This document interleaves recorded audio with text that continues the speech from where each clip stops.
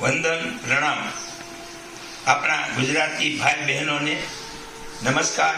વિદેશમાં રહેતા આપણા ગુજરાતી ભાઈ બહેનોને નમસ્કાર, વંદન પ્રણામ.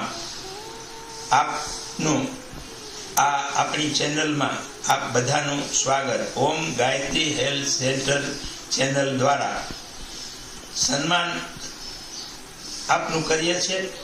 આપને અહીંયાથી અલૌકિક ચેતના, ઈશ્વર તરફથી આપને ચેતના મળે.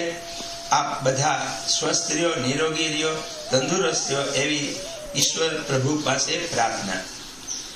આજનો આપણો જે વિડીયો છે, વાહ રે વાહ દુનિયા, એ ટાઇટલ છે.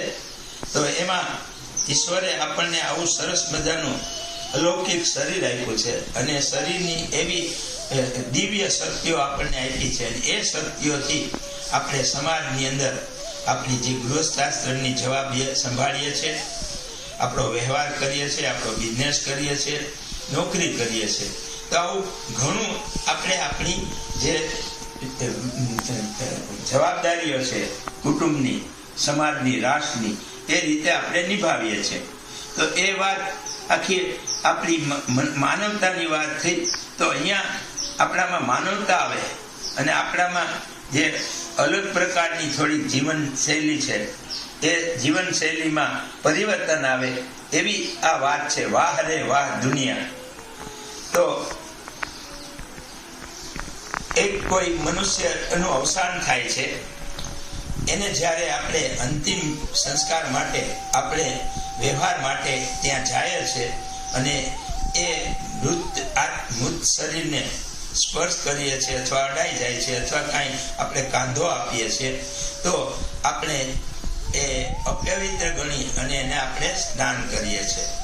તો જ્યારે આપણે અબુદ્ધ, નિર્દોષ, નાના પ્રકારના જે જીવ છે, નાના પ્રકારના પક્ષીઓ છે, એને મારીને, એને શેકીને અથવા ગરમ કરીને, ટેસ્ટફુલ બનાવીને હોશે હોશે બે હાથેથી ખાઈએ છીએ, હસતા હસતા ખાઈએ છીએ. વાહ રે દુનિયા વાહ.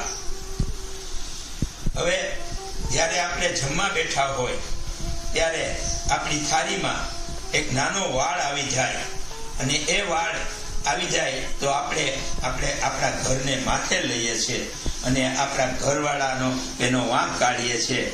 અને એ વાળને હિસાબે, એક નાના વાળને હિસાબે આખા ભોજનને આપણે ફેંકી દઈએ છીએ, નાખી દઈએ છીએ, ભોજનનું અપમાન કરીએ છીએ. વાહ રે વાહ દુનિયા. તો અહીંયા હવે એક પથ્થરને મૂર્તિકાર આકાર આપે છે, ઘડે છે અને એને મૂર્તિને, એક પથ્થરને મૂર્તિ બનાવી અને એક મંદિરમાં એની પ્રાણ પ્રતિષ્ઠા થાય છે અને એને આપણે પૂજીએ છીએ, વંદન કરીએ છીએ. એ પથ્થર ભગવાન બની જાય છે.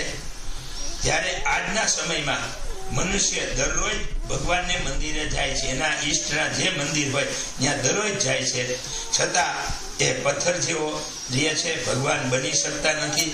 અને એનામાં જે જડતા આવે છે, જે જીવનની અંદર કરુણા આવે છે, જે જીવનની અંદર અસત્ય આવે છે, એવા મનુષ્ય પથ્થર રૂપે આ સમાજમાં ફરી રહ્યા છે. વાહ રે વાહ દુનિયા. જ્યારે આપણે કોઈ ફૂલવાળાની દુકાને જાય છે ત્યારે એમ કહીએ છીએ કે અમને ફૂલનો હાર આપો, તો એ જે ફૂલવાળો છે એ હાર આપણને આપે છે. પણ આપણે ભગવાનને આપણને છે ને ક્યારે જીતાડા નથી. આપણી મનસા એવી છે, અમે દરેક ક્ષેત્રમાં જીતીએ, દરેક કાર્યમાં અમારી જીત થાય. તો ઈશ્વર આપણને જીતવા દેતા નથી અને એના હિસાબે આપણને એ અલગ પ્રકારના કષ્ટો, અલગ પ્રકારના રોગો, અલગ પ્રકારની તકલીફો આવે છે. શું કરવા? એક જો આપણે સામાન્ય દુકાને જઈ અને કહીએ અમને હાર આપો, તો એ હારમાં ફૂલ વિંધાય અને ભગવાનને ગળે થાય. પણ આપણે આપણી હાર સ્વીકારવા કબૂલ નથી થતા, આપણે આ ગુના ઈશ્વર પાસે કબૂલ કરતા નથી અને આપણે ભગવાનના હાર બની શકીએ નહીં. તો આ વાહરે વા દુનિયાનો એક નાના વિષયો ઉપર આપણું કહેવાનું એવું છે. આપણું શાસ્ત્ર, આપણી જે આધ્યાત્મિક એમ કહે છે કે આપણે જે આ નાની જે વસ્તુઓ છે, નાની ક્રિયાઓ કરીએ છીએ, એ છોડી અને આપણે શ્રેષ્ઠ કર્મ કરવા જોઈએ, સારા કર્મ કરવા જોઈએ. ઈશ્વર, પ્રકૃતિ, નેચરને ખોળે જવાનું, ઉપાસના કરવાની, ભગવાન પાસે બેહવું, પૂજા પાઠ જપ તપ કરવાના, ધ્યાન કરવાના, યોગ કરવાના, કસરત કરવાના, ચાલવાનું, આ બધી ક્રિયાઓ આપણે કરવી જોઈએ. એમાંની આપણે બધા જે આ સમાજમાં વધારે પડતા મનુષ્યો આ રીતે જે આપણે ઉપર વાત કરી વાહરે વાહ એ રીતે જીવે છે. બધાને આ વસ્તુ લાગુ પડતી નથી અને બધાએ આ જે કાંઈ અમે આ બોલવાનો પ્રયત્ન કર્યો એ બધાએ પોતાની માથે ટોપી ઓઢવાની નથી, આપના માટે નથી. અને આ એક રૂપક છે, કાવ્ય છે અને એનાથી આપણને સંદેશો મળે, આપણને માર્ગદર્શન મળે, આપણી દિશાનું પરિવર્તન થાય. એટલા માટેનો આ પ્રયાસ છે. આ પ્રયાસ કોઈને આક્ષેપ કરવાનો અને કોઈની નીચા ગણવાનો નથી. તો સમજી ને વિચારી આપણી જે કાંઈ પરંપરા છે એ પરંપરા પ્રમાણે આપણી સંસ્કૃતિ છે, આપણા સંસ્કારો છે, આપણી હિન્દુ ધર્મની સંસ્કૃતિ છે, આપણા માતા પિતાના સંસ્કારો છે, તો એ સંસ્કારો આપણામાં આવે અને ઉપરની જે ક્રિયાઓ છે એ ઉપરાંત બીજી ઘણી એવી ક્રિયાઓ છે, એ ક્રિયાઓ આપણે કરી છીએ.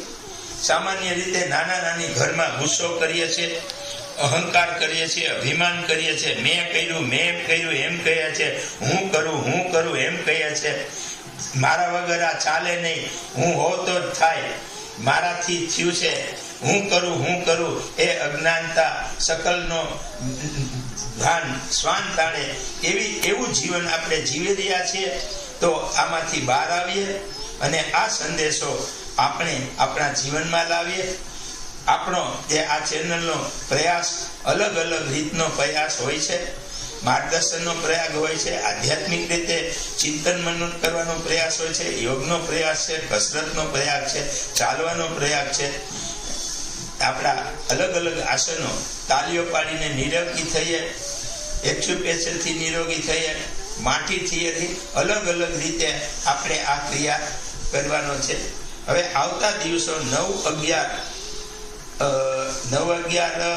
નવેમ્બરના 9 તારીખે આપણે પ્રજ્ઞાપીઠ ઉપર એક નિરોગી સ્વસ્થ રહેવા માટેની એક નિરોગી કેમ્પ અથવા રોગને દૂર કરવા માટેની વ્યવસ્થા ચાલુ કરવા માંગીએ છીએ. આમાં જે લોકોને તકલીફ હોય તો એને ભાગ લેવા માટે એનું એક ફોર્મ ભરવાનું હોય. એ ફોર્મ મંદિરેથી મળશે, ગાયત્રી મંદિરથી, અને અમારા આ વિડીયોના વેબસાઇટ ઉપર એ ફોર્મ પણ આપણે લઈ શકશો. તો આ રીતે આપણે એક શ્રેષ્ઠ કાર્ય કરીએ, સત્સંગ કરીએ, આપના સાથ સહકારથી કરવા માંગીએ છીએ. સૌનો સાથ, સૌનો વિકાસ, સૌનું સારું થાય, સૌ નિરોગી બને, સૌ તંદુરસ્ત બને, સૌ ધનવાન બને, સૌ સંતોષી બને, સુખી બને, સૌને શાંતિ મળે, સુખ મળે, એ ભાવ આપણો રહેલો છે. હવે આ ચેનલને આપની ચેનલ સમજી આપના મોટા ભાઈનું જે કાંઈ અમારું સૂચન છે એ આપના ધ્યાનમાં લઈ અને સબસ્ક્રાઇબ કરજો, લાઈક કરજો, કોમેન્ટ કરજો અથવા બીજાને શેર કરજો.